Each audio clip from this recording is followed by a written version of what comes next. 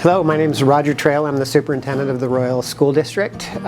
We are a district of about 1,700 students, and we're right in the center of the state, about halfway between Pullman and Seattle. Our makeup is 83% Hispanic and 17% white, and I'm here to talk about a couple of things, mainly substitute funding. I just wanted to make you aware that that we are required to provide 12 days of sick leave for our teachers and classified staff. And for our teachers, we are only reimbursed by the state for 4 of those days, which causes a significant gap in our funding. And this amounts the tune in our district of, last year it was $275,000 that we had to make up from our local dollars.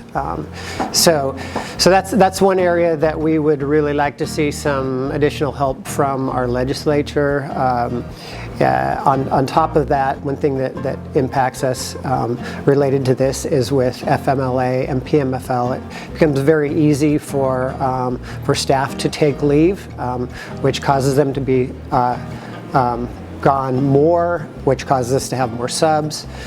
Subs, as you may know, across the state, there's a shortage of subs, so we're limited with the number of subs we have, which causes stress on the system. And then related to that,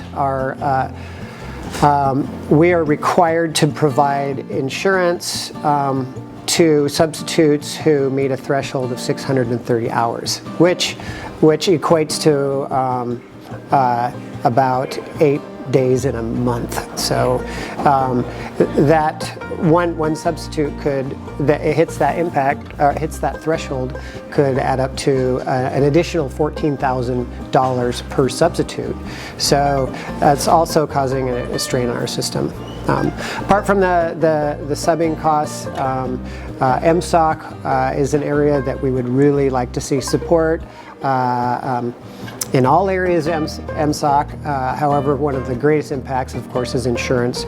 And our insurance costs over the last 2 years have risen close to 70%, and so our unfunded amounts in all of our MSOC approach $1 million.